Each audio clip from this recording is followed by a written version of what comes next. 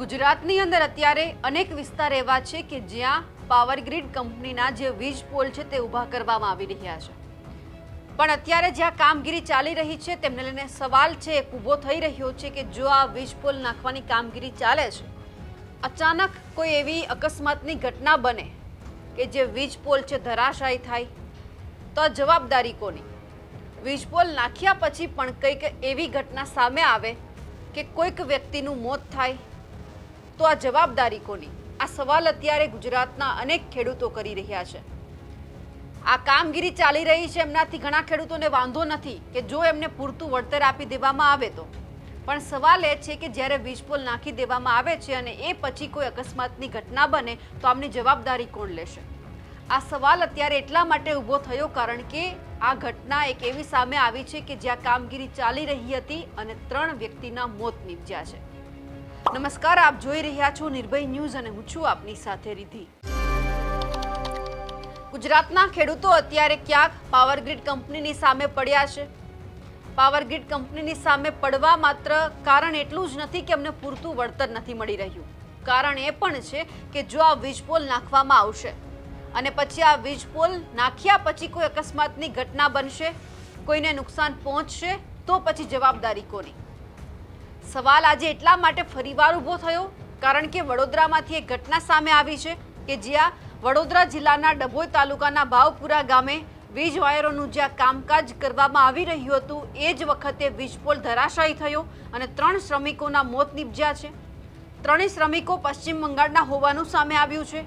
હાલ સમગ્ર મામલે પોલીસ દ્વારા તપાસ તો શરૂ કરવામાં આવી છે. જ્યારે ભાવપુરા ગામે ખાનગી કંપની દ્વારા વીજ પોલ ઊભા કરવાનું કામ ચાલી રહ્યું હતું ત્યારે 9 જૂને ખાનગી કંપનીના કોન્ટ્રાક્ટ હેઠળ હાઈ ટેન્શન લાઇનના કેબલ નાખવાનું કામ ચાલતું હતું. આ કામ દરમિયાન અચાનક વીજ પોલ ધરાશાયી થયો. તેના પર કામ કરતા જે શ્રમિકો છે નીચે પટકાયા. આ ઘટનામાં એક શ્રમિકનું ઘટના સ્થળે જ મોત નીપજ્યું હતું, જ્યારે 2 શ્રમિકોને ગંભીર અવસ્થામાં હોસ્પિટલમાં આઈસીયુમાં દાખલ કરવામાં આવ્યા હતા, જ્યાં સારવાર દરમિયાન બંનેના મોત નીપજ્યા છે. મૃતકો તમામ પશ્ચિમ બંગાળના વતની હતા અને જે આ તમામ મૃતકો છે તેમના નામ ખાનો કાલુભાઈ મરડી, રાજન સુનીરામ હેમ્બ્રામ, બબલુ ધેનાભાઈ બાસ્કી. આ 3 જે શ્રમિકો છે અત્યારે મોતને ભેટ્યા છે. 3 શ્રમિકોના મૃત્યુ થતાં તેમના પરિવારજનોમાં શોકની લાગણી છવાઈ છે. આ ઘટનાની જાણ થતાં જ પોલીસે તાત્કાલિક ઘટના સ્થળે પહોંચી તપાસ પણ શરૂ કરી છે. આ દુર્ઘટનામાં સલામતીના નિયમોનું પાલન થયું છે કે કેમ તેમની તપાસ પણ અત્યારે હાલ કરવામાં આવી રહી છે. પણ સવાલ એ થાય છે કે જ્યારે આવી કોઈ પ્રવૃત્તિ ગુજરાતની અંદર કરવાની છે કે આ કોઈ કામકાજ કરવાનું છે ત્યારે સૌથી પહેલા તમે સેફટીનું કેટલું ધ્યાન રાખવું છે તેમને લઈને પણ સવાલ થાય છે, કારણ કે હજારો શ્રમિકો છે જે બહારથી બોલાવવામાં આવ્યા છે કે જે ગુજરાતમાં આવીને કામ કરે છે. એ તમામ લોકો કામ તો કરી રહ્યા છે, પરંતુ એમને સલામતીના ભાગરૂપે શું આશ્વાસન આપવામાં આવ્યું છે એ પણ અત્યારે સવાલ થઈ રહ્યું છે. ઘણા બધા કર્મચારીઓ એવા છે કે જ્યાં પાવર ગ્રીડ કંપની છે તેમના માટે કામ કરી રહ્યા છે, અલગ અલગ ખેડૂતોના ખેતરમાં જઈને આ કામકાજ ચાલે છે. કનસીબે આપણે અનેકવાર આવી ઘટનાઓ જોઈ છે કે જ્યારે આ ઘટના સામે આવે છે ત્યારે કોઈ ગંભીર રીતે ઇજાગ્રસ્ત થતું હોય છે.